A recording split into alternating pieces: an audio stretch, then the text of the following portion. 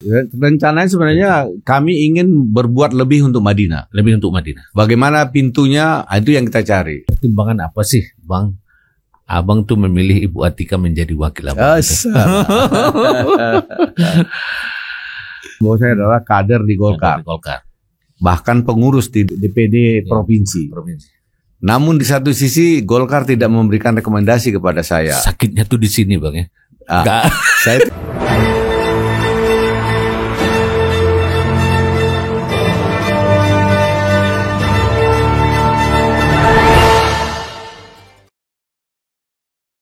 102,6 FM Satsrasi Suara Satu Kata Penuh Makna Pasti Selalu di Hati. Terima kasih Anda masih tetap bersama kami di program Talkshow Ruang Faslah Cerdas dan Inspiratif. Anda dapat mengakses siaran ini di frekuensi kami di 102,6 FM, kemudian di platform media sosial kita di YouTube, channel kita di FM News Channel, kemudian di media sosial lainnya termasuk di Facebook dan di TikTok. Baik, sahabat Istat FM, kita akan lanjut, bakal kita ulik bagaimana seorang tokoh kita ini yang saat ini menduduki jabatan politis di Kabupaten Mandailing Natal dan perjalanannya masuk ke ranah politik. Makasih Bang, Anda masih kami tahan beberapa menit lagi di sini. Bang, sahabat Istat FM, di mata publik khususnya di Mandailing Natal, nama Saipullah Nasution termasuk tokoh yang meramaikan peta politik.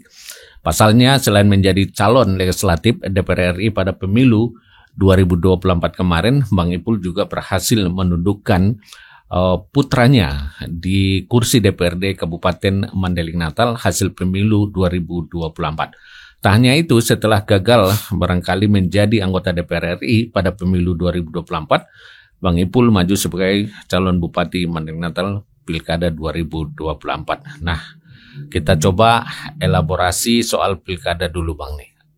Soal pilek aja dulu Bang. Okay. Kenapa Abang itu punya niat, apa sih sebenarnya yang mensupport atau motivasi apa sehingga Abang kan sudah misalnya berkarir di birokrat, kenapa merambah kepada dunia legislatif? Apa sih yang membawa Abang masuk pada ranah politik ini gitu? Baik. Memang betul apa yang disampaikan Bang Basla. Sebenarnya saya di tahun 2021 di bulan Oktober itu sudah masuk masa pensiun. Sehingga dari sisi pengabdian kepada negara dan mungkin lelahnya dalam bekerja itu sudah tidak bisa diukur lagi lah 38 tahun itu ya. 38 tahun. Dan memang sebenarnya ingin menikmati hidup udah ya. Cucu udah ada Bang, anak udah menikah gitu kan. Nah, tapi kan seperti yang Abang lihat tadi, saya walaupun bekerja di Bea Cukai pindah-pindah kota, tapi kan saya pegang organisasi. Ada organisasi Ikanas, kemudian ada karate mungkin ada di Serikat Buruh dan yang lain. Nah, di Ikanas ini tentu kan basicnya daerahnya adalah di Madinah. Nah, kemudian tentu setelah pensiun ini kita ingin memberikan pemikiran bagaimana kita bisa mensupport pembangunan di Madinah. Sehingga saya dengan para tokoh di Jakarta berpikir kita orang Mandailing harus ada duduk di legislatif di Jakarta sana. Bagaimana kita nanti menyambungkan aspirasi dari pimpinan daerah di Madinah. Karena memang beberapa periode anggota legislatif Sumut 2 katakanlah begitu nggak ada yang berhasil. Tidak ada yang berasal ya, dari Mandailing Natal, dari Toba, kemudian dari Angkola gitu Bang ya. Jadi harapan kita dengan jabatan Ketua Umum Ikanas itu, yang basicnya home base-nya itu ada di Mandailing Natal ini, mungkin memberikan suatu ruang yang berpotensi mendapat dukungan dari masyarakat Mandailing Natal.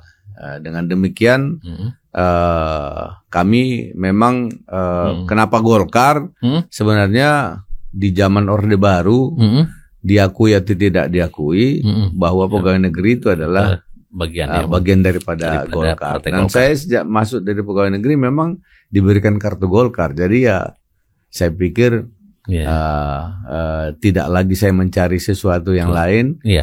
Perahunya sudah ada gitu, perahunya sudah ada. Saya tinggal mendaftarkan diri di pusat, di DPP.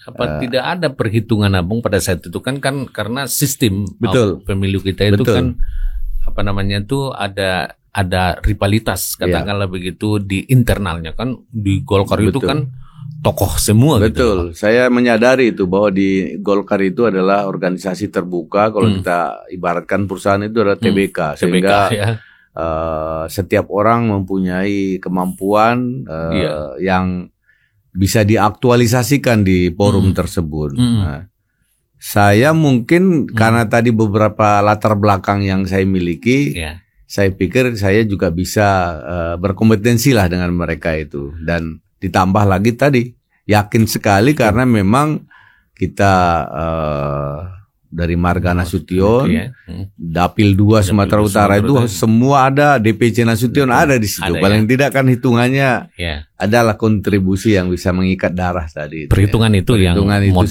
modal dasar ya Bang ya untuk maju. Kemudian memang di Golkar sendiri saya lihat juga sangat besar juga support dari pimpinan maupun organisasi untuk calon-calon yang akan bertarung di caleg tersebut. Nah, ketertarikan Anda misalnya untuk masuk pada politik itu memang sudah punya rencana ya, masih di birokrat atau masih aktif dulu sudah punya rencana di samping ada masukan tadi. Iya betul.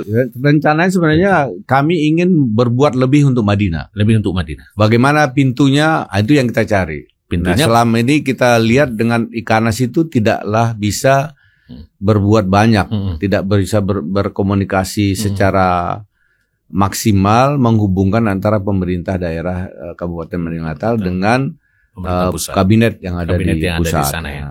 Dengan kita duduk di parlemen, tentu itu secara langsung karena pemerintah adalah partner kerja kita, harapan kita di samping organisasi yang kita pegang juga ada saluran yang harus kita sampaikan melalui komisi-komisi di DPR.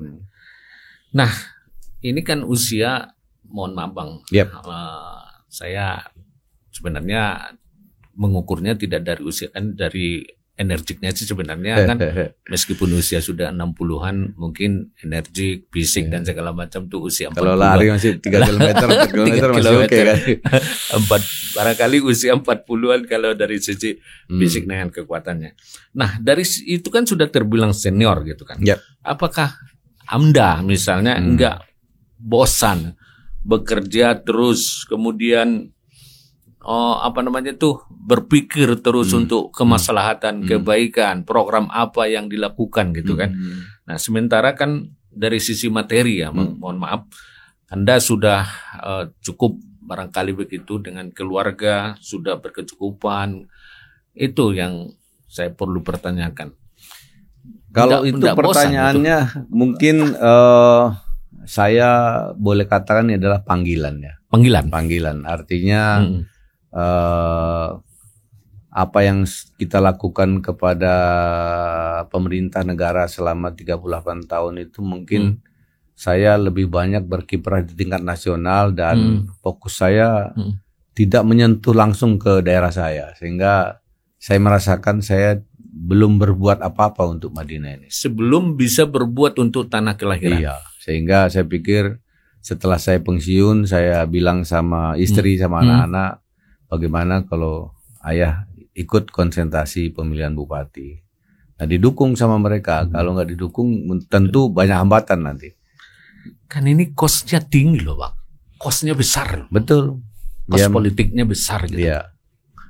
Ya memang itu suatu resiko. Kalau kita udah masuk ke dalam suatu arena, maka kita harus semua menghitung segala sesuatu. Baik itu materi, tenaga fisik, pikiran, waktu sama keluarga. Nah, tentu di hari tua ini saya pikir juga belum banyak amal ibadah yang dibuat untuk Madinah ini, sehingga di sisa-sisa hidup ini karena tadi secara fisik mungkin masih memungkinkan, pikiran juga masih bolehlah kita gunakan, dan bahan baku pikiran itu selama kita 38 tahun itu ada yang kita punya, ya sebaiknya kita gunakanlah untuk bagaimana Madinah ini bisa kita bawa atau kita berbuat yang terbaik untuk Madinah ini, untuk Madinah maju dan Madinah madani mungkin. Nah, ini loh Bang, kan tadi Abang memang sudah menyampaikan minta izin dukungan keluarga masuk pada dunia politik yang barangkali sangat menyita waktu. Itu kakak di rumah tuh memang betul-betul ikhlas memberikan waktu dan mengabdikan waktu Abang untuk masyarakat gitu kan. Sekarang ini kan setelah menjadi bupati semua datang gitu kan, problem atau persoalan masyarakat semua mengadu ke Abang karena memang jadi di samping secara pemerintahan barangkali sebagai kepala pemerintahan, tapi kan ini menjadi orang tua masyarakat Mandailing Natal itu.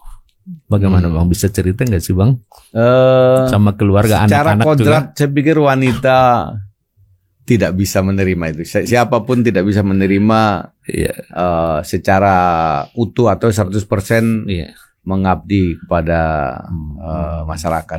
Itu kodrat ya. Tapi Pan, saya mengenal istri saya itu, kemudian saya pilih menjadi istri. Tentu beliau sudah bersama saya selama 38 tahun. Ya.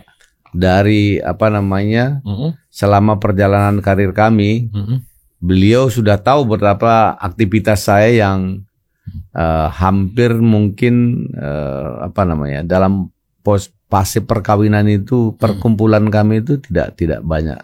Karena saya juga banyak tugas ke daerah, tidak bersama dengan mereka. Artinya udah biasa ini. Sudah biasa, artinya beliau sudah terlatih dengan kondisi tidak bersama. Kemudian dia mungkin selama atau ibu bupati ini juga sudah biasa memimpin organisasi, karena saya selalu memimpin juga organisasi, banyak anak buahnya.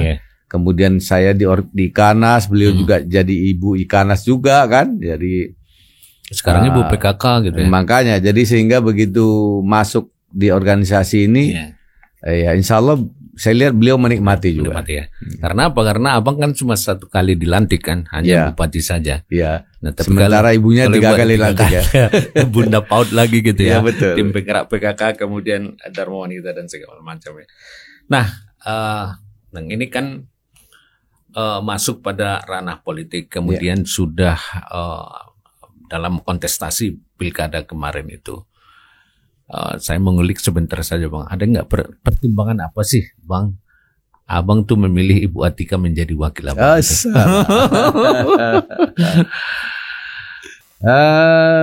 Gini ya, kalau kita mau melangkah dalam suatu kegiatan, acara. Forum, kemudian termasuk kontestasi politik, karena memang secara demokrasi, secara undang-undang pemilu, bupati itu harus berdampingan dengan wakil bupati, maka kita harus memilih wakil sebagai pasangan kita. Pertama, saya melihat Bu Wakil Bupati itu adalah seorang yang pekerja, energik, kemudian beliau punya intelektual, smart ya, smart, kemudian punya skillnya. Ada skill. Yang terakhir beliau sudah punya pengalaman sebelumnya 1 periode sebagai wakil bupati. Nah, tentu ini kan menjadi modal yang sangat bagus bagi saya. Di samping nanti karena saya baru masuk di dunia politik, tentu paling tidak saya dapat side opini atau masukan dari pendamping saya atau sebagai wakil saya dalam mengambil kebijakan-kebijakan di dalam pemerintahan. Nah, tentu hal-hal tersebut menjadi landasan memilih. Yang kedua, mungkin yang terakhir, beliau juga termasuk saya pikir keluarga yang mempunyai sesuatu yang mencukupi, sehingga tentu kalau pondasi seseorang itu sudah cukup untuk berpikir lebih maju ke depan, itu akan mudah lah gitu ya. Tapi kan rintangannya kan nggak mudah Bang kan pada saat proses pilkada itu Bang kan. Iya, betul. Ada bulian dan segala macam, itu mengatasinya bagaimana tuh? menghadapi itu tuh? Ya, saya tetap berpikiran positif. Berpikiran positif selama saya tidak melihat dan menyaksikan bahwa yang dituduhkan kepada beliau itu tidak saya lihat dan tidak saya saksikan dan secara langsung mungkin berakibat kepada pemerintahan, saya tetap menganggap bahwa pasangan saya itulah yang terbaik dari yang terbaik kan gitu ya. Nah, Bang, kan ini prosesnya luar biasa. Dari proses pemilihannya lalu berlanjut ke MK. Boleh nggak cerita Abang sedikit dalam proses pilkada itu sulit atau bagaimana gitu kan? Dinamikanya seperti apa gitu Bang? Ya memang menurut saya karena ini dunia baru bagi saya, banyak sekali handicapnya, banyak sekali parameter yang harus kita lalui ya. Tapi alhamdulillah dengan pengalaman yang saya dapatkan selama 38 tahun itu berorganisasi, tentu mungkin sejalan dengan usia juga ya, sehingga berkomunikasi, kuncinya komunikasi. Kalau kita berkomunikasi dengan baik dengan semua stakeholder, apakah itu partai pendukung, pengusung maupun lawan politik kita, kalau kita bisa berkomunikasi dengan baik, saya pikir politik ini adalah sangat menarik untuk bisa kita lalui. Gini. Politik itu bagian dari art gitu ya Bang, bagian dari seni ya Bang. Betul. Terus apa yang menurut Abang yang pengalaman nih dalam proses ini yang menjadi pengalaman yang sangat berharga bagi Abang gitu ya. Saya pikir setiap fase banyak sekali tadi saya bilang handicapnya, banyak kali parameternya. Cobalah katakan Pak Bang Paslah. Dalam rangka kita menjadi calon kita harus didukung 20% elektoral. Parlemen gitu ya. Kemudian seperti yang dijelaskan di depan tadi, Abang sudah mengatakan bahwa saya adalah kader di Golkar. Bahkan pengurus di DPD provinsi. Namun di satu sisi Golkar tidak memberikan rekomendasi kepada saya. Sakitnya tuh di sini Bang ya. Saya tidak mengatakan seperti itu, tapi paling tidak saya kan sudah berbuat. Artinya tapi masih tetap kader ya Bang. Masih tetap kader. Okay. Ya, siap. Artinya saya sudah berbuat, sudah menyumbangkan 60.000 suara. Tentu angka 60.000 itu bukan angka gratis. Ada perjuangan yang kita lakukan di situ. Nah, justru partai-partai PKB yang tadinya bukan perahu saya itu menjadi motor utama dalam beberapa partai yang tadi ya Bang. Nasdem, Demokrat, PKS, Perindo, P3 dan Hanura. Kemarin itu kan ada yang membuat opini atau bagaimana bahwa Saifullah Nasution itu siap pada Musda Golkar 2025 di tingkat provinsi. Saya pikir itu dinamika politik lah. Dan mungkin saja Bang Paslah karena mereka melihat bahwa kadernya dia berhasil walaupun dia nggak dukung, bisa saja ada orang-orang tertentu yang mencoba dan mengangkat isu tersebut menjadi salah satu peluang membesarkan Golkar. Itu sah-sah saja Bang. Ya. Nah Bang, kan sudah dilantik oleh Pak Gubernur. Artinya meskipun tidak bersamaan dengan kabupaten lain dan gubernur di Istana Negara bersama dengan Pak Presiden gitu kan, tapi makna itu tidak mengurangi misalnya esensi dari sebuah pelantikan itu. Nah, setelah dilantik, kata orang di sini, gaspol Abang. Benar nggak sih Bang? Baru dilantik nyampe kemarin di hari libur saja sudah gaspol, langsung ke Pantai Barat. Kenapa sih Bang? Langsung ke Pantai Barat? Apa sih yang ada dalam rencana gitu? Sehingga turun langsung gaspol gitu. Kenapa itu Bang? Pertama memang karena budaya organisasi kami pada saat kami bekerja sudah seperti itu. Artinya jemput. Kami sangat ketat dengan waktu. Disiplin itu menjadi nomor satu bagi kami. Nah, yang kedua, kalau kita mau melakukan sesuatu ke depan, tentu kita perlu banyak informasi. Kami biasa di Bea Cukai itu menggunakan ilmu intelijen. Intelijen itu sebenarnya ilmu yang masyarakat gunakan sehari-hari, tapi mereka tidak tahu kalau itu intelijen. Yeah. Artinya ilmu intelijen itu kita mengumpulkan peristiwa masa lalu, kemudian melihat masa sekarang untuk menentukan situasi ke depan. Nah, saya kan secara umum sudah dapat referensi apa yang telah dilakukan oleh pemerintah sebelumnya. Yeah. Nah, saya melihat secara langsung situasi apa yang ada saat ini. Artinya begitu saya dilantik, saya tidak boleh bersantai-santai. Saya harus cepat melihat situasi kondisi saat ini. Kondisi real. Nah, real. Makanya saya langsung hari pertama serah terima. Yeah. Kemudian saya melakukan konsolidasi ke dalam. Saya ambil apel. Kemudian tiba-tiba hari raya datang. Yeah. Pada saat hari raya itu saya sudah hari pertama menerima keluarga besar masyarakat datang di rumah dinas. Hari kedua saya pulang kampung, saya terima keluarga di Pajamuan Timur. Hari ketiga saya sudah mengajak jajaran saya untuk ke Pantai Barat. Pantai Barat. Tujuannya sebenarnya memang itu adalah silaturahim di Lebaran, tapi tidak saya nafikan bahwa saya ingin memotret situasi yang terjadi dalam kehidupan masyarakat. Bang, ini tanda kutip, kenapa sih prioritas itu ke Pantai Barat? Apa karena problem begitu banyak di sana, atau karena memang jadi prioritas pembenahan di sana? Kenapa menjadi prioritas pilihan pertama itu ke Pantai Barat? Padahal ada Mandailing Julu, Mandailing Godang gitu, Pak. Itu kenapa itu? Pertama, saya sebenarnya di masa kampanye itu ada janji. Sudah agak ada agenda ke sana. Iya. Saya tidak bisa memenuhi itu karena jadwal yang sangat ketat dan beberapa program saya tidak bisa dilaksanakan ke Pantai Barat. Sehingga saya pikir momentum hari raya itu adalah yang tepat saya datang ke sana, di samping silaturahim juga minta maaf sama mereka. Artinya ada namanya penjelasan yang harus saya berikan. Yang kedua memang begini, saya juga Bang Paslah, kita sadari atau tidak kita sadari, saya melihat di dalam pergaulan masyarakat itu ada semacam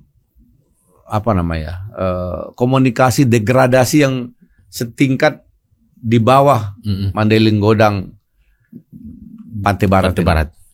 Ada stigma misalnya yang saya tidak menyimpulkan, tapi dari komunikasi itu, dari bahasa-bahasa yang saya terima, baik itu di pusat, di Medan, di Mandailing ini, saya melihat orang melihat masyarakat Pantai Barat itu kok seolah-olah gridnya ada di bawah Mandailing, ditinggalkan.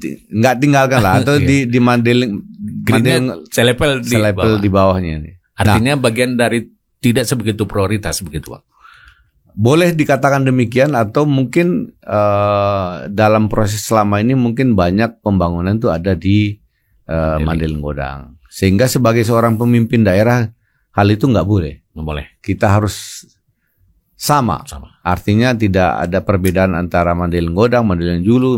Dan itu sudah bagian dari statement Anda sebagai bupati ya. Tentu itu harus menjadi sama prioritas semua, tergantung bagaimana sektor yang dibutuhkan. Karena begini Bang juga, kalau kita lihat dari aspek ekonomi, kacamata ekonomi, sesungguhnya Pantai Barat itu jauh lebih maju dengan Mandailing. Itu yang saya mau kejar tadi, karena memang potensinya luar biasa di sana, atau begitu banyak problem yang memang secepatnya langkah-langkah untuk pembenahan atau apa gitu. Mungkin termasuk itu juga. Gitu ya, termasuk itu juga. Artinya kita akan membuat Mandailing Natal ini menjadi utuh satu pemikiran, menghilangkan stigma bahwa Pantai Barat itu tidak nomor 2 begitu. Supaya mereka tidak minta pemekaran gitu. Baik Bang. Nah setelah Pantai Barat Abang itu, setelah kunjungan kerja itu di ada beberapa hal yang dijadikan program prioritas ya, pada barangkali setiap bupati atau setiap pimpinan lah, selevel presiden, gubernur dan bupati itu ada target misalnya 100 hari yang mereka tuntaskan misalnya, atau mereka lakukan setiap program itu. Nah, dari situ Abang apa sih sebenarnya langkah dalam 100 hari kepemimpinan Anda sebagai bupati di sini, Bang? Dewi Tunggal ya istilahnya ya. Awalnya memang saya berpikir ya saya banyak hal yang ingin saya kerjakan di 100 hari. Tapi sejalan dengan program presiden dengan efisiensi ini, dengan kita dikurangi anggaran yang sudah diberikan, tentu ini merupakan tantangan tersendiri bagi saya. Nah, sehingga saya hanya melihat hal-hal yang belum dikerjakan atau belum diselesaikan di masa pemerintahan sebelumnya, saya akan dorong menjadi sebagian program di 100 hari. Contoh ya, rumah sakit sudah dibangun di Panatapan. Iya. Dan kalau saya nggak salah itu membangunnya sudah di 2018 atau 2019 saya kurang. Dimulai pembangunannya. Iya. Dan dari pekerjaan itu mestinya sudah harus kita gunakan gitu ya. Sehingga di dalam 100 hari ini saya sudah berkoordinasi dengan wakil bupati dan kepala dinas kesehatan dan dokter umum rumah sakit. Kita harus tempati itu. Harus tempati itu. Walaupun tidak seluruhnya, tapi kita sudah harus menggunakan itu. Sehingga harapan kita di tahun ini nanti seluruh kegiatan yang ada di rumah sakit umum sudah pindah ke Panatapan. Nah, itu satu.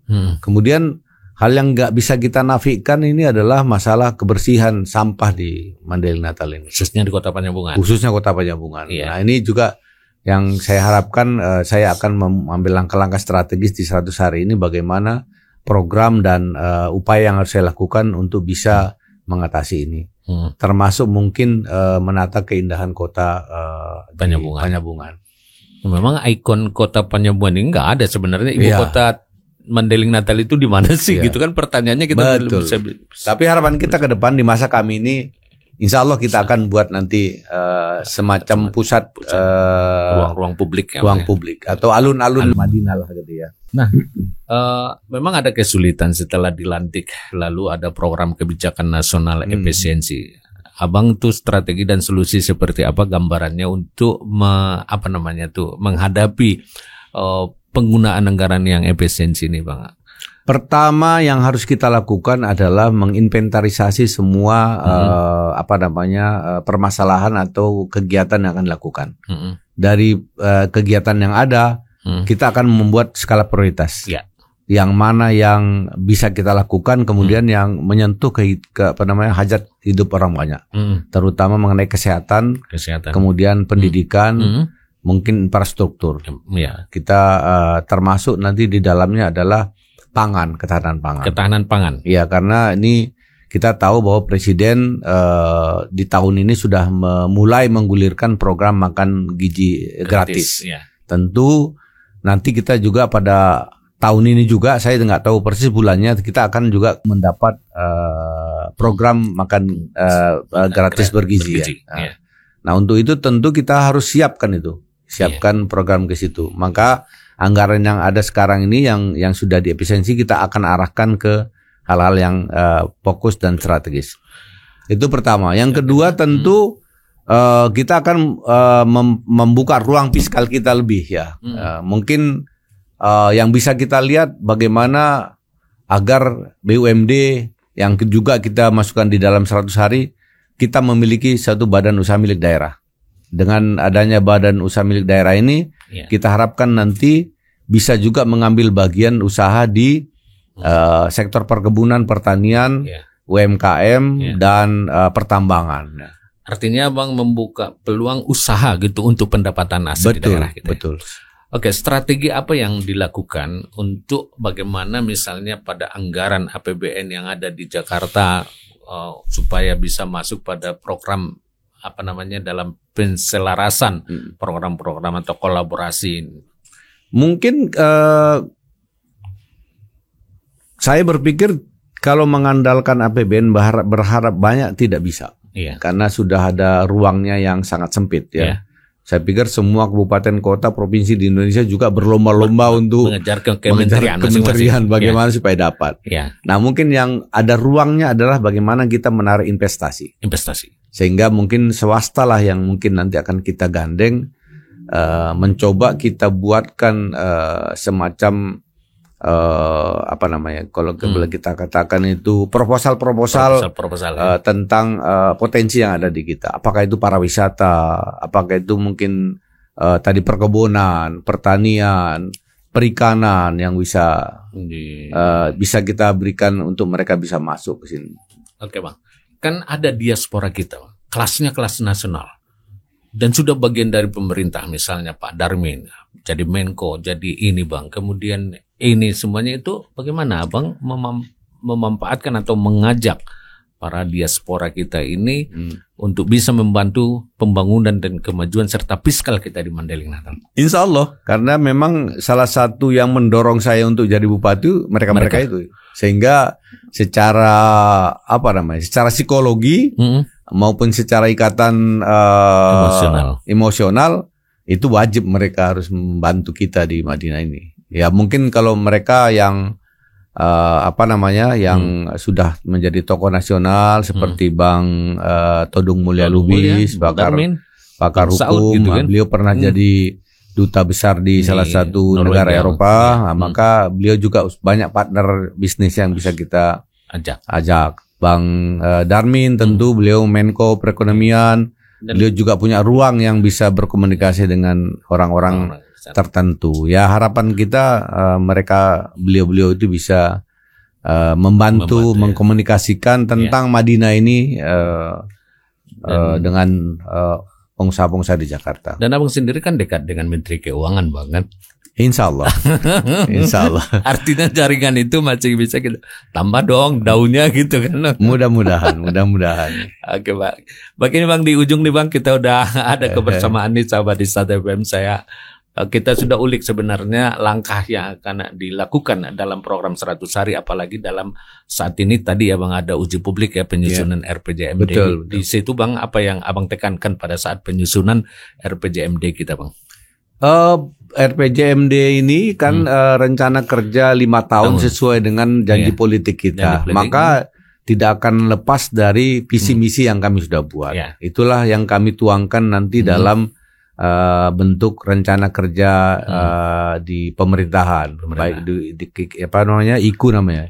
Indikator kinerja utama itu nanti kita turunkan dari visi misi itu ke dalam di RPJMD lalu ke RKPD. Betul, supaya bisa nanti itu dikerjakan untuk mencapai visi misi itu. Pesan Abang terhadap itu Bang? Pesan saya pertama ke internal saya sebagai bupati, saya berharap semua ASN mulai dari wakil bupati, sekda, staf ahli, asisten dan OPD semua, mari kita jangan lihat Pak Saipul sama Bu Atika sebagai orang pendatang, tapi lihatlah tujuan yang akan dicapai, pikiran-pikiran yang kami bawa itu kami harapkan akan didukung 100% oleh jajaran saya.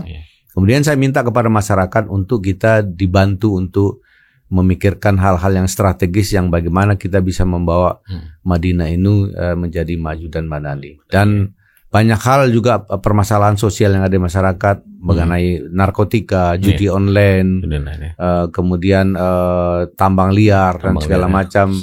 Saya pikir itu harus kita tetap suarakan. Harus kita tetap teriakkan agar kalau mungkin nanti dari sisi ruang kewenangan yang kami tidak bisa menangani itu, maka ini juga sudah dengar oleh di tingkat provinsi maupun nasional, sehingga nanti pada akhirnya kita berharap kita bisa lepas dari permasalahan sosial tersebut. Bang, ini di tengah efisiensi anggaran, berarti apa pesan Abang terhadap internal sebagai pengelola anggaran, termasuk pada dinas teknis atau OPD Abang gitu kan? Apa pesan Abang sama mereka dalam mengelola anggaran ini karena begitu ketat dan efisiennya anggaran kita? 192 miliar kita terpotong dari anggaran sebelumnya gitu Bang. Ya seperti yang saya jelaskan tadi, bahwa memang mereka kan sudah punya rencana kerja tahunan yang dituangkan dalam indikator kinerja mereka. Maka karena ini adalah hal-hal yang diprogramkan oleh Presiden, maka skala prioritaslah yang harus kita kerjakan. Kemudian agar dikawinkan dengan program pusat, provinsi. Dan kita kabupaten. Kemudian termasuk kegiatan-kegiatan yang perjalanan dinas yang tidak penting ya jangan dilakukan lagi. Dan memang Bang Faslah, perjalanan dinas kita dananya 50% berdasarkan instruksi Menteri Dalam Negeri sudah dipotong ya. Sehingga dan itu sudah digunakan pada belanja publik gitu, Bang. Betul. Dan saya harap itu bisa dilaksanakan dengan baik, jangan direkayasa lagi, jangan dicari-cari lagi pintunya untuk menambah perjalanan dinas tersebut. Ya, oke, Bang. Ini yang terakhir, Bang, harapan Abang sama seluruhnya masyarakat Mandailing Natal pada kepemimpinan Abang 5 tahun ke depan ini. Saudara-saudara atau keluarga saya yang ada di Mandailing Natal, masyarakat seluruhnya, baik itu keluarga yang ada di kota maupun di desa. Pesta politik kan sudah selesai. Ya? Sudah selesai. Tidak ada lagi nomor satu, nomor dua. Tapi yang ada nomor 3. Ya. Yaitu Sila Pancasila Persatuan Indonesia. Ya. Mari kita bergandengan tangan. Ya. Mari kita kuatkan barisan kita. Ya. Kita fokuskan pikiran kita untuk bersama-sama membangun Madinah ini. Ya. Agar kita menjadi kabupaten yang bisa bicara di tingkat ke provinsi maupun di tingkat nasional. Nah, saat ini kita kan menyadari bahwa IPM kita di indeks pembangunan masyarakat yang ada di kita di sini, kita masih ada di urutan 23 kalau saya nggak salah, dari 33 kabupaten kota, sehingga masih jauh dari daerah-daerah lain. Ini kan tentu kalau kita tidak bersama, tidak bergandengan tangan, sulit kita untuk mencapai ini. Sehingga saya pikir terutama para tokoh masyarakat, tokoh adat, tokoh agama, mohonlah ini dikumandangkan terus, diajak terus masyarakat untuk kita bisa berubah. Kita harus reformis, melakukan perubahan-perubahan untuk kemajuan kita di Madinah ini. Baik, terima kasih Bang. Saya sudah sita waktunya dan sudah banyak yang kita ulik. Baik, sahabat Istad FM, dari apa yang kita bincangkan, semoga menginspirasi untuk Anda. Lalu langkah-langkah yang dilakukan oleh pemerintahan dalam kepemimpinan Dewi Tunggal Saifullah Atiqah ini, dan sudah mengajak seluruh masyarakat untuk bersinergi, berkolaborasi, memajukan dan mewujudkan Mandailing Natal yang maju, Madinah Madani. Kita akan jumpa kembali pada tokoh yang menginspirasi berikutnya dengan tema yang berikutnya pada pertemuan kita di Ruang Faslah berikutnya. Terima kasih atas kebersamaan dan atensinya. Mohon maaf jika ada hal yang kurang berkenan. Akhir kalam. Wassalamualaikum warahmatullahi wabarakatuh. Horas. Radio Star FM yang ada di Mandailing Natal ini, saya pikir acara atau program ini adalah program yang sangat membangun. Tentu saya harapkan ini harus terus dijalankan dan dilaksanakan. Carilah tokoh-tokoh nasional yang berdarah Mandailing Natal, kemudian gali potensi pemikiran mereka untuk kita bisa membangun Mandailing Natal ini. Selamat untuk Bang Haji Faslah Siregar sebagai pimpinan di Star News FN.